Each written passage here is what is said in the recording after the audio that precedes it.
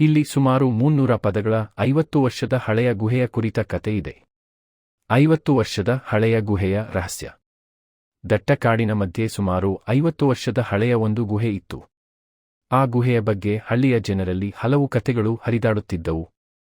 ಸಂಜೆಯಾದ ಮೇಲೆ ಆ ಗುಹೆಯ ಬಳಿ ಯಾರೂ ಹೋಗಬಾರದು ಎಂದು ಹಿರಿಯರು ಎಚ್ಚರಿಸುತ್ತಿದ್ದರು. ಕೆಲವರು ವಿಚಿತ್ರ ಶಬ್ದಗಳು ಕೇಳುತ್ತವೆ ಎಂದು ಹೇಳಿದರೆ, ಇನ್ನು ಕೆಲವರು ಅಲ್ಲಿ ಅಮೂಲ್ಯ ನಿಧಿ ಅಡಗಿದೆ ಎಂದು ನಂಬುತ್ತಿದ್ದರು. ಒಂದು ದಿನ ಅಜಯ್, ಕಾರ್ತಿಕ್ ಮತ್ತು ರಾಹುಲ್ ಎಂಬ 3 ಸ್ನೇಹಿತರು ಆ ಗುಹೆಯ ನಿಜವಾದ ರಹಸ್ಯವನ್ನು ತಿಳಿಯಲು ಹೊರಟರು. ಕೈಯಲ್ಲಿ ಟಾರ್ಚ್, ನೀರಿನ ಬಾಟಲಿ ಮತ್ತು ಹಗ್ಗ ಹಿಡಿದು ಅವರು ಕಾಡಿನ ದಾರಿಯಲ್ಲಿ ನಡೆದು ಗುಹೆಯ ಬಳಿ ತಲುಪಿದರು. ಗುಹೆಯೊಳಗೆ ಕಾಲಿಟ್ಟ ತಕ್ಷಣ ತಂಪಾದ ಗಾಳಿ ಅವರನ್ನು ತಾಕಿತು. ಮೇಲಿಂದ ಬಾವಲಿಗಳು ಹಾರಿದವು.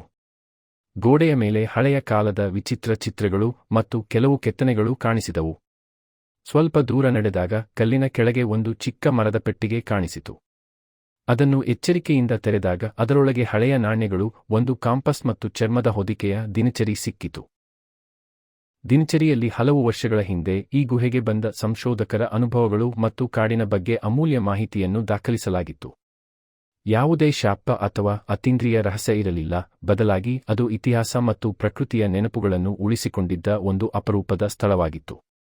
3 ಸ್ನೇಹಿತರು ಆ ವಸ್ತುಗಳನ್ನು ಹಳ್ಳಿಯ ಹಿರಿಯರಿಗೆ ಮತ್ತು ಅಧಿಕಾರಿಗಳಿಗೆ ಒಪ್ಪಿಸಿದರು. ನಂತರ ಆ ಗುಹೆಯನ್ನು ಸಂರಕ್ಷಿತ ಐತಿಹಾಸಿಕ ಸ್ಥಳವೆಂದು ಗುರುತಿಸಲಾಯಿತು. ಅನೇಕ ವಿದ್ಯಾರ್ಥಿಗಳು ಮತ್ತು ಪ್ರವಾಸಿಗರು ಅಲ್ಲಿಗೆ ಭೇಟಿ ನೀಡಿ ಅದರ ಇತಿಹಾಸವನ್ನು ತಿಳಿಯಲು ಆರಂಭಿಸಿದರು. ಆ ದಿನದಿಂದ ಹಳ್ಳಿಯ ಜನರು ಒಂದು ಪಾಠ ಕಲಿತರು: ಭಯದಿಂದ ದೂರ ಓಡುವುದಕ್ಕಿಂತ ಸತ್ಯವನ್ನು ತಿಳಿಯಲು ಧೈರ್ಯದಿಂದ ಮುಂದುವರಿದರೆ ಜ್ಞಾನ ಮತ್ತು ಇತಿಹಾಸ ನಮ್ಮನ್ನು ಎದುರುಗೊಳ್ಳುತ್ತವೆ.